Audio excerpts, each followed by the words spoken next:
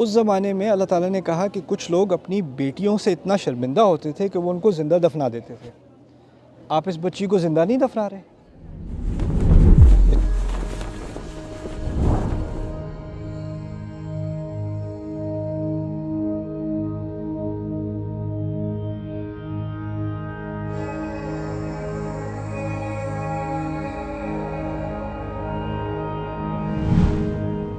تو انسان کے جو جذبات میں کیے گئے فیصلے ہیں، کیونکہ نہ ہم اللہ کی ذات سے رابطے میں ہیں، مطلب کہ اب ہمیں فیل تو نہیں آتی.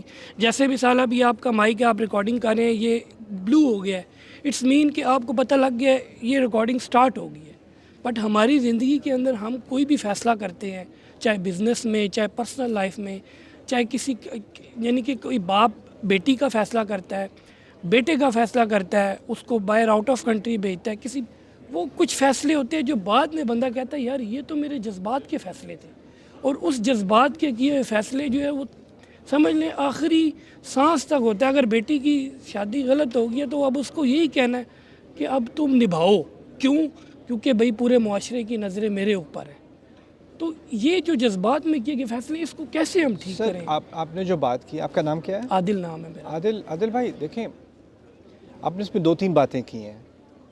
پہلی بات یہ، جذبات ہر انسان کی زندگی کا حصہ ہیں، اس سے آپ کبھی اسکیپ نہیں کر سکتے. اس طرح آپ اپنی کھال سے باہر نہیں نکل سکتے، آپ اپنے جذبات سے باہر نہیں نکل سکتے. تو اسلام اس لیے نہیں آیا کہ ہمارے جذبات کو مٹا دے. خواہشات ہماری رہیں گی، خوف ہمارے رہیں گے، ڈر ہمارے رہیں گے. یہ ساری چیزیں، جتنے بھی محبت ہے، نفرت ہے، یہ ساری چیزیں انسان کے اندر ہیں اور یہ اللہ نے ہی ڈالی ہیں. ٹھیک ہے؟ یہاں تک کہ یہ بھی اللہ تعالیٰ نے کہہ دیا نا، اضحک و ابکا، وہی ہنساتا ہے وہی رلاتا ہے، یعنی جذبات کا کنٹرول اسی کا ہے. دوسری بات، جو اصل بات کیا ہے کہ جذبات کو مٹانے کے لیے دین نہیں آیا، لیکن جذبات کو ایک دائرے کے اندر رکھنے کے لیے دین آیا ہے. دیکھیں، جذبات کا تقاضا یہ ہے کہ اگر میں کہوں مجھے بھوک لگی ہے، میرے ساتھ کوئی بیٹھا ہے، میں اس کا کھانا پکڑ کے ایسے منہ میں ڈال لوں. عقل کا تقاضا کیا ہے؟ میں اپنے جذبات کو کنٹرول کرتا ہوں، کہتا ہوں پہلے مجھے کمانا ہے، پھر یہ پیسے خرچ کر کے میں نے کھانا لینا ہے اور کھانے کو انسان کی طرح کھانا ہے. یعنی ہم ہر وقت، ہر روز گاڑی چلاتے ہوئے آپ کو اپنے جذبات کنٹرول کرنے پڑتے ہیں. جاب پہ آپ کو اپنے جذبات کنٹرول، کسی کو جاب پہ جانے کا دل نہیں چاہ رہا ہوتا ٹریفک میں پھنس کے صبح باس کی گالیاں سننے کے لیے، لیکن جاتا ہے نا، وہ جذبات کو ہی تو کنٹرول کر رہا ہے نا. تو ہم دنیاوی مقاصد کے لیے اپنے جذبات کو کنٹرول کرتے ہیں. لیکن اصل بات، جڑ آپ کی بات کی پتہ ہے کیا ہے؟ کہ دیکھیں، 2 طرح کی توقعات ہیں. ایک توقعات ہے اللہ تعالیٰ کی، ٹھیک ہے، وہ بہت آسان ہے. دوسری توقعات ہیں انسان کی، وہ بہت مشکل ہے. اور ہم نے کیا کیا ہے؟ اب ہم نے انسان کی توقعات کو اتنا اوپر کر دیا ہے کہ ہم اللہ تعالیٰ کی توقعات کو بھی پیچھے چھوڑ جاتے ہیں. اور یہاں تک کہ ہم نے کسی کو شرمندہ کرنا ہے، جس نے اللہ کی نافرمانی نہیں کی لیکن میری نافرمانی کی ہے، وہ بہت بڑا گناہ ہے. جو اللہ کی نافرمانی کرے اس کی خیر ہے، جو میری نافرمانی کر لے، مجھے ڈس اپوائنٹ کرے، اس کی خیر نہیں ہے. اب جو باپ جذبات میں آ کے اپنی بیٹی کی کہیں غلط شادی کرتا ہے، اس نے ایک اللہ کا حکم نہیں مانا. اللہ نے اس بچی کو اجازت دی ہے، وہ بچی تو ہے نہیں، خیر بالغ ہے، اگر بچی ہوتی تو اس کی شادی نہیں ہو سکتی. بالغ ہے تو شریعت نے اس کو کیا حق دیا ہے؟ اللہ نے کیا حق دیا ہے؟ اللہ نے خود، کہ اس کا اختیار ہے لڑکی کا نہ کرنے کا یا ہاں کرنے کا. اس کو اللہ تعالیٰ نے اختیار دیا ہے، کیونکہ یہ جو عقد ہے اس کی بنیاد کیا ہے؟ 2 خود مختار لوگ جو اپنی مرضی سے اس رشتے میں داخل ہوں. اگر اس کی اپنی مرضی کا فیصلہ نہیں ہے اور باپ کے پریشر میں واقع کر رہی ہے، تو آپ فقہا سے پوچھ لیں اس کی کیا حیثیت ہے اس کی. اس میں کوئی اختلاف والی بات بھی نہیں ہے. دوسری بات کہ اب ایک برا فیصلہ کر دیا، اب وہ بھگت رہی ہے، اس کو پٹ رہی ہے، اس کی ذلت ہو رہی ہے، کچھ ہو رہا ہے، اور باپ کہہ رہا ہے اب نبھاؤ، کیونکہ ہم کہاں منہ دکھائیں گے.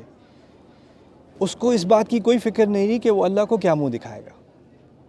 اس زمانے میں اللہ تعالیٰ نے کہا کہ کچھ لوگ اپنی بیٹیوں سے اتنا شرمندہ ہوتے تھے کہ وہ ان کو زندہ دفنا دیتے تھے. آپ اس بچی کو زندہ نہیں دفنا رہے. اس کو یہ زندہ دفنانا نہیں ہے، اس کے بارے میں پوچھ گچھ نہیں ہوگی، اس کا حق نہیں مارا. اور کس لیے؟ کہ لوگ کیا کہیں گے.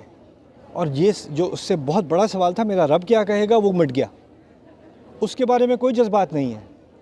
وہ بھی جذبات کا مستحق ہے کہ نہیں؟ وہ جذبات غائب ہیں.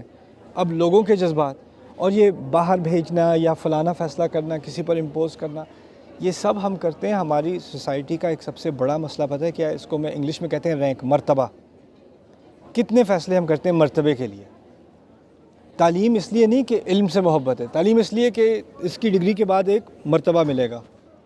جاب کہاں کرنی ہے؟ اچھا یہ جاب ہے تو لوگوں کو بتاؤں گا میری جاب ہے. کہیں اور ہے تو ورنہ مرتبہ نیچا لگے گا، اس کا ذکر نہ ہی کرو تو بہتر ہے. رشتہ کہاں کرنا ہے؟ اچھا لڑکا ہے، اس سے مجھے کوئی لین دین نہیں ہے. فیملی کا مرتبہ کیا ہے؟ یعنی ہمارا ایک طرح سے خدا بن گیا ہے مرتبہ، خدا بن گیا ہے. اور اس کی عبادت میں اگر اللہ تعالیٰ کی بات کی نفی بھی ہونا، ہم آسانی سے کرنے کو تیار ہیں، آسانی سے. تو یہ بات میرے نزدیک جذبات کی نہیں ہے. میرے نزدیک یہ بات کیا ہے کہ ہم نے کچھ چیزوں کو جانے انجانے طور پر ہم نے اس کو ایک یعنی الہ کا اچھا مقام سر، دے دیا. وہی فیصلہ 10 سال بعد یا 15 سال بعد اگر جو ہے اس میں ایرر آتا ہے تو پھر وہی باپ یا وہی انسان کہتا ہے یار مجھ سے غلطی ہوگی، تو اب اس میں وہ پھر اس کو کیا معافی مل جائے گی اس نے جو مطلب کہ پیچھے کیا دیکھیں ہے؟ دو چیزیں ہیں. ایک ہے میرا اور کسی سے مسئلہ، اس نے معافی مانگی، میرے لیے وہ معافی کافی نہیں ہے. 15 سال میرے اجاڑ دیے، اب بڑے آرام سے آپ نے معافی مانگ لیجیے، ٹھیک ہے. میرا دل نہیں مان رہا، وہ میرا اس کا مسئلہ ہے. دوسرا مسئلہ ہے اس کا اور اس کے رب کا. اب مجھے تکلیف کیا ہوتی ہے کہ اللہ کے پاس جائے گا، اللہ تو اس کو معاف کر دے گا، اس کو تو کھلی چھٹی میں. میرے ساتھ بھی یہ کیا اور وہاں بھی کھلی چھٹی. یہ کیا انفیئر ڈیل، رائٹ؟ شرمندگی کی وجہ سے. جی ہاں. شرمندگی ہوگی، تو غلطی ہوگی. ہمیں چاہیے انصاف. تو اس میں پہلی بات سمجھنے کی یہ کہ اللہ تعالیٰ کسی کے ساتھ نا انصافی نہیں کرے گا.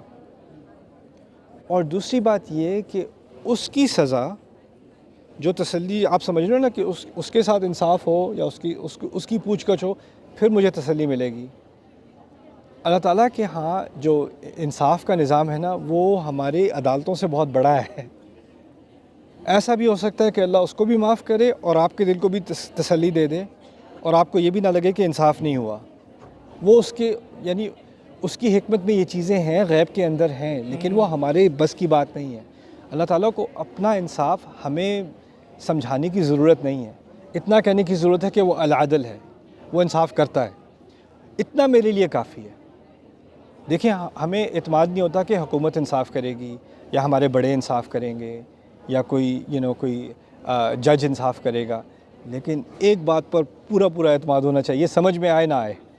وہ کیا ہے؟ میرا رب انصاف کرے گا. اس میں کوئی ادھر ادھر کی سوچ نہیں آنی چاہیے. ہوتا کیا ہے کہ اس نے تو استغفار کر لی، اب تو یہ نمازیں بھی پڑھ رہا ہے، اس کو تو اللہ معاف کر دے.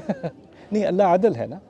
اچھا معاف سر، کرے نہ کرے اس میں ناانصافی نہیں ہوگی. سورس آف انکم، آخری سوال، سورس آف انکم آج کل کا سر ٹائم ایسا آ گیا، جیسے آپ نے معاشی بحران کی بھی بات کی ہے سر. آج کے دور میں لوگ ایون جس کمیونٹی سے میں تعلق رکھتا ہوں، کنسٹرکشن اور ریئل اسٹیٹ کمیونٹی میں، جی ہم اس چیز میں مطلب ایون میری مسز ہے، میں نے 2-3 پروجیکٹس ایسے سٹارٹ کیے. میری مسز مجھ سے ناراض ہوگی، اس نے کہا یہ سود ہے سیدھا کہ ایک چیز بلڈنگ بنی نہیں ہے، ابھی ایک بلڈنگ بنی نہیں، اس کے اوپر آپ کو رینٹ آ رہا ہے، آپ کروڑ روپیہ دیں، 2 لاکھ روپے مہینہ رینٹ لیں. سر یہ کیا یہ وہی چیزیں ہیں کہ ایک وقت آئے گا کہ لوگ حرام حلال کا فرق بھول جائیں گے، یا کوئی اور بات ہے؟ سر آنسر دے دیں سر. فتویٰ تو میں آپ کو دوں گا نہیں سر، وہ مجھے الرجی ہے فتووں سے. اور یہ سوال فقہا کے لیے ہیں، وہ میری کوالیفیکیشن سے آگے ہیں. کلاس کا چلیں سر، تھینک یو. چلیں جی، بات شروع کریں.